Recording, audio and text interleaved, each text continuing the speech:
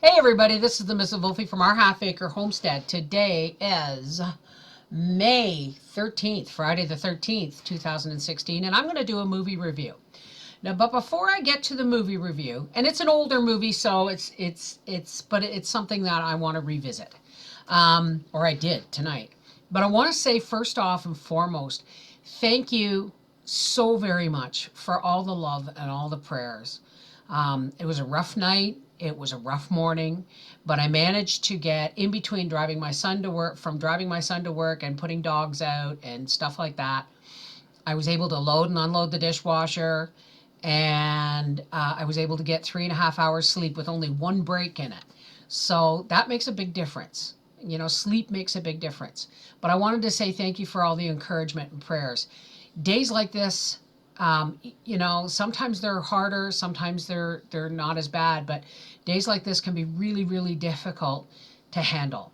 And I'm sorry. I'm kind of sorry I put that all on you folks. I'm really not responsible for my emotional state like I was this morning when I did that, when I did the video. So I just want to say thank you for the prayers. They work. They work. I'm feeling better. I'm feeling much better. I'll never be a green, folks. But right now, I've gone from orange down to gold, so I'm managing. I'm managing. Anyway, on with the movie review. Papa and I watched a movie tonight that we've seen probably twice before. It's a favorite. It's called The Green Mile. And every once in a while, I'll watch a rewatch a movie I've watched before, and I'll get something new out of it. For instance, not everybody is religious. Okay, not everybody has, or is not everybody has spirituality. Not everybody has a faith that they cling to. I personally do, and it gets me through a lot. Can I take my wig off now? Thank you. It just saves me from saying, "Don't look at my hair." But the movie, The Green Mile, if nothing else, screams to me how, I know it's just a story. I know it's based on books by Stephen King. But I have to say, God has a plan. There's always a plan. I mean, sometimes we forget that, we are not the higher beings. I mean, I think that's a part of the problem of society today, is that we have put ourselves up on a pedestal and forgotten where our life comes from. Something much greater. I don't know about you, but it's a power always greater than myself that keeps me sane, along with you guys. But I mean, the way I look at it is this. Close your eyes and imagine yourself born blind, deaf, mute, and suspended in air in a bubble. You've never seen anything, heard anything, smelled anything, tasted anything, touched anything, spoke never. And out of that vacuum, you create a rose. That may be impossible for us,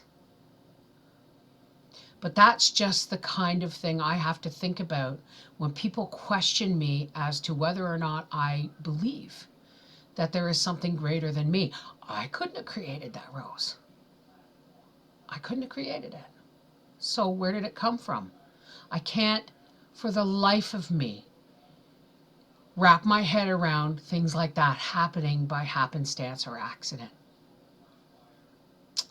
So what the Green Mile, I get something new out of it every time. And one of the things I got out of it tonight is when Tom Hanks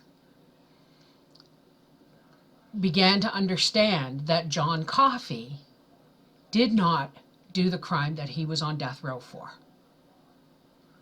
and there was nothing he could do to stop it. And he said, he said, there's a lot of things in my life I've done that I'm not proud of. But this is the first time in my life I have ever felt the fear of damnation, basically. I don't know the exact words, but that's pretty much it. Because it was up to him to execute John Coffey. And he knew John Coffey, not only did he not do the murders, but he was a gift from God. He was a miracle worker. So, and how it all ends, and I'm sure most of you have seen this movie, but it just strips away so many preconceived notions. It's got nothing to do with churches and religions and or you know, Muslims, Catholics, Christians, Jews. It doesn't matter. What it all boils down to is a person's personal relationship with the God, or excuse me, I'm learning not to say the word God, because God doesn't want to be called a God. He said, you know, don't put gods before me. But anyway, what it boils down to is a personal relationship with one-on-one with the power, your higher power of your understanding, your superior being, the what you call your whatever you, whoever you pray to. It's all about that one-on-one contact with the Father, you know. And what's really cool is you can tell when this movie was made. Well, okay, I can't tell you right off the bat when it was made, probably 20 years ago or so. But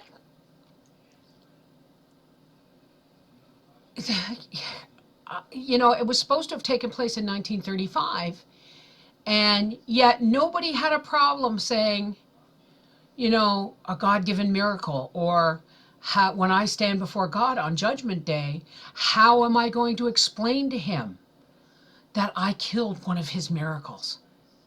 You know? And I realized something, that today, many people, if you mention God or Christ or faith or belief, they kind of look at you, unless they understand, they kind of look at you like, okay, you know, it's the cheese slid off her cracker. When did that happen? When did it stop being okay to acknowledge the fact that there's a superior being? And I'm not talking about thumping Bibles or laughing at people who are thumping Bibles. I'm not talking about taking sides or anything. I'm talking about, when did it stop becoming okay to acknowledge that personal contact with the higher power of your life, your understanding? And I often think, wow, this must be by design. We are being divided and conquered every day by evil. And it's slick. It's slick, and it's subtle, and it's sneaky, and it smiles. And it soothes, and it smooths. And it shows you the easier, softer way. Wow. Now, it could be my pain medication talking. But, as God is my witness, I'm a grateful lady, because I do believe in miracles. I do believe that everything, good, bad, or indifferent, happens for a reason. And just because I can't see the design doesn't mean that God doesn't have one. He is the master designer, the master planner. This is the Mrs. Wolfe from our half-acre homestead saying, watch The Green Mile. And if you've seen it before, watch it again. Because I get something new out of every time I watch it. Take care. God bless.